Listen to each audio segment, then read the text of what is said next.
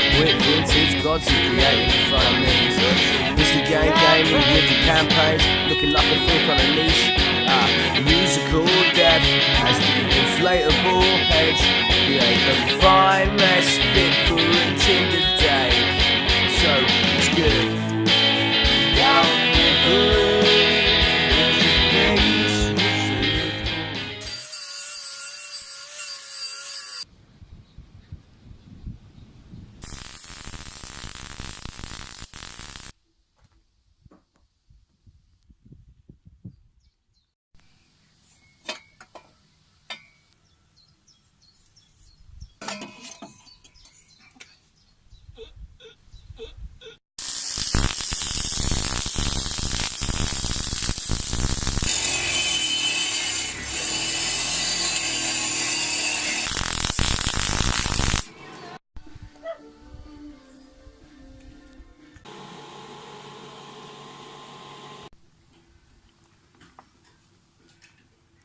Come on.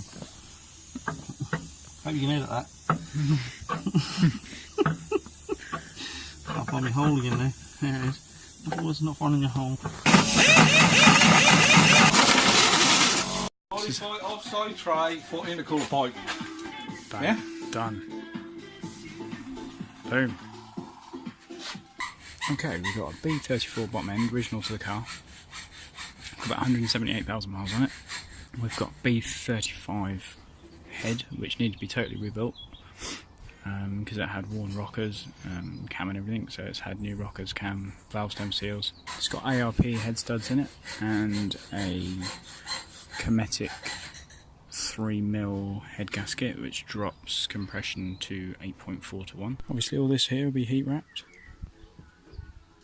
Got a heat shield here around the clutch master cylinder. This is a Holset HX35 from Compressor Racing. It's got some special internals, but I bought it second hand, so I'm not really sure what the deal is.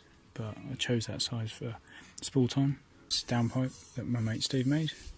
As you can see with the right hand drive car, there's not much clearance between the steering column and the manifold. The manifold is a TCD from America, and that's flipped the other way up using an Opal coil pack here, and comes through here where the old ECU loom went through. Got an E32 expansion tank. On the inlet we've got, this is a B35 inlet to match the head. Steve made the expanded plenum.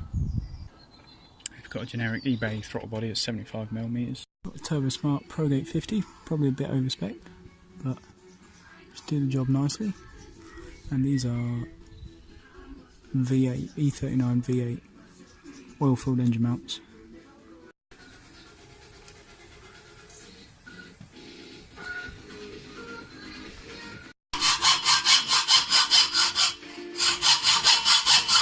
Right, got some shiny stuff here. Got a G Plus oil cooler, which is going to sit behind the bumper. So just about there. And here we've got some plugs. Now I've actually got a set of plugs in the car already. I've got some 7 ES's in the car, so we can go slightly cooler if we need to. Got a Nuke Performance fuel rail. Nice bit of kit there, and we've also got a Nuke Performance fuel pressure regulator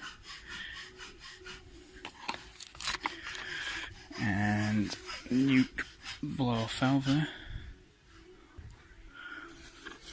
We've got some 440 Green Giant injectors, 440cc, should be enough. Power goals have changed since the start of the build, but don't they always? New clutch slave cylinder there, which we may have to modify for the clutch, which is a K64. It's a twin plate clutch. It's rated to 900 Newton meters. Got 3 E46 weighted, weighted gear shifter, gear knob, sorry. It's nice. second hand, but in good, oh shit, in good nick. I've got a short shift kit on the car at the minute. When we drop the gearbox out, we pop that in, pop that on, and all new bushes and linkage bits and stuff. So we've got the flying loom kit here for the engine loom from Emerald. Also got Emerald K3 ECU. It's quite an old ECU now. This one's brand new, but it's been sat around. It was obviously for somebody else's project and didn't end up using it.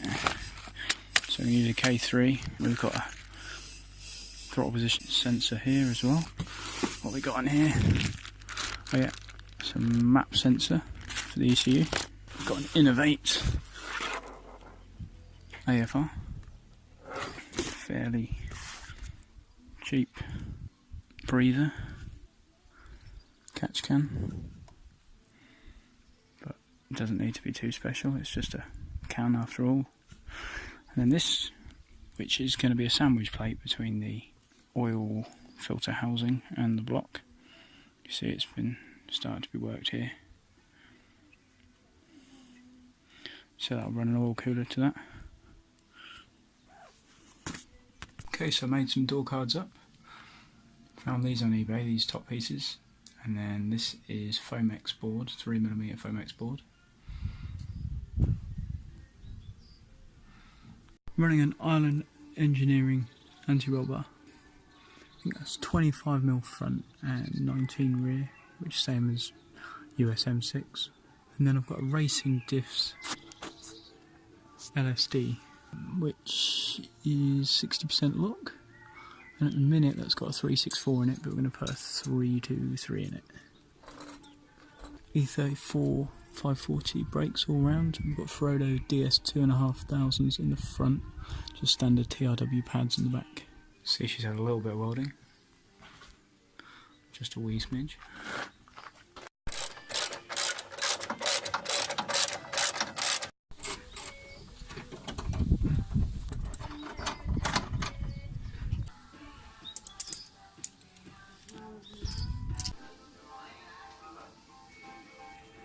As you can see on an E24, there's loads of room in here.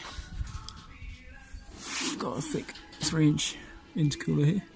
Then the oil cooler just mounts in here, which is pretty tidy.